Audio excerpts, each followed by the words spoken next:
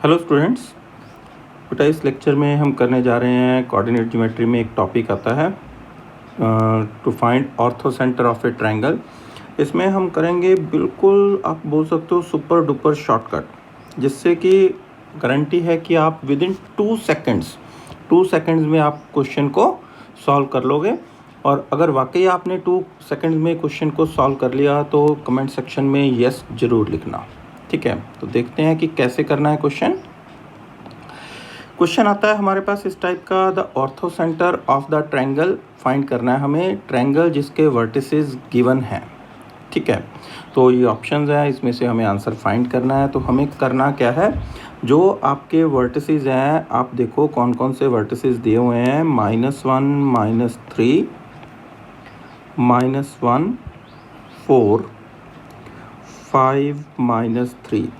तो हमें अपने दिमाग में अच्छे से इसको सेट करना है कि क्वेश्चन को ऑब्जर्व कैसे करना है विदाउट एनी कैलकुलेशन। आपने सिर्फ इसको देखना है और इसका आंसर टिक कर देना है, लेकिन उसको पहले अच्छे से समझना है कि अब देखो हमारे पास x के 3 कोऑर्डिनेट हैं, ठीक है, क्योंकि 3 पॉइंट्स हैं, तीनों में x की 3 वैल्यूज़ हैं और 3 y की वैल्यूज़ हैं। तो x की वैल्यू -1 और 5, ठीक है। y की वैल्यू -3, 4 और -3, ठीक है।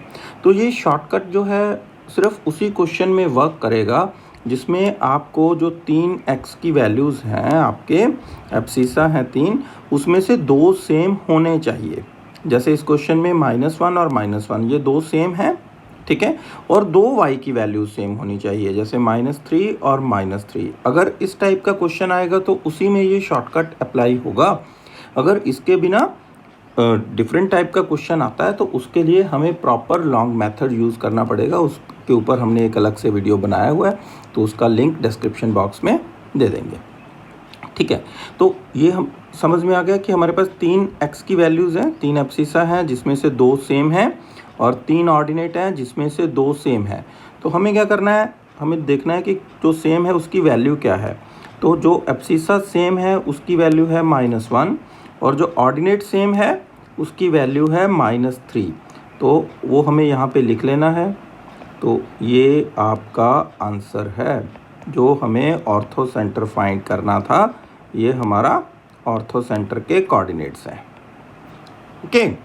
तो बिल्कुल डायरेक्ट बिना किसी कैलकुलेशन के हमने आंसर निकाल लिया।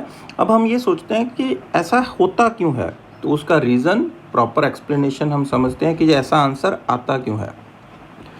देखो ये हमारे पास क्वेश्चन था कि ortho centre of the triangle हमें फाइंड करना था। तो हमने देखा कि इसकी अगर हम ट्रायंगल बनाएंगे तो ट्रायंगल बनेगी कैसे, ठीक है। तो हमें वर्टिसेस दिए थे -1, -3, ठीक है। तो -1, -3 यहाँ पे आएगा थर्ड क्वाड्रेंट में, -1, 4 ये सेकंड क्वाड्रेंट में आएगा, और 5 -3 आएगा हमारे पास फोर्थ क्वाड्रेंट में, ठीक है, क्योंकि x पॉजिटिव y नेगेटिव है। अब आप देखो ये पॉइंट और ये पॉइंट, इन दोनों में x की वैल्यू सेम है, ठीक है। तो अगर x कांस्टेंट होता है तो वो जो लाइन आती है वो y एक्सिस के पैरेलल आती है। तो इस लाइन की जो इक्वेशन आएगी आपके पास, तो इसकी इक्वेशन आएगी x = -1। तो हम कंसेप्ट समझ रहे हैं कि आंसर जो आता है वो आता क्यों है। तो ये जो लाइन है, ये लाइन आ गई x = -1, और ये लाइन आ गई पैरेलल टू y एक्सिस। अब ये जो 2 कोऑर्डिनेट्स हैं, ठीक है, इन दोनों में y की वैल्यू आपकी सेम है, y की वैल्यू -3 है, इसमें भी y की वैल्यू -3 है। तो इसकी इक्वेशन आ गई y = -3, और ये जो लाइन है ये x एक्सिस के पैरेलल है। अब ये लाइन x एक्सिस के पैरेलल है, ये लाइन y एक्सिस के पैरेलल है। इसका मतलब ये वाला जो एंगल है वो कितना हो गया, 90 डिग्री हो गया। इसका मतलब ये जो ट्रायंगल बनी आपकी, ये ट्रायंगल हो गई राइट एंगल ट्रायंगल। और हमने प्रॉपर्टीज़ में पढ़ा है, ठीक है, उसका भी अलग से लेक्चर बना हुआ है, उसका लिंक भी डिस्क्रिप्शन बॉक्स में दिया है। तो प्रॉपर्टीज़ क्या है हमारे पास, कि जो राइट एंगल ट्रायंगल होती है उसका जो ऑर्थो सेंटर होता है वो उसका वर्टेक्स होता है जहाँ पर 90 डिग्री का एंगल बनता है, ठीक है। तो इसका मतलब इसका जो ऑर्थो सेंटर है वो आएगा -1 से -3, -1, -3, ये इसका ऑर्थो सेंटर आएगा। तो अब हमें रीज़न क्लियर हो गया। तो आपने क्वेश्चन को सॉल्व करना है।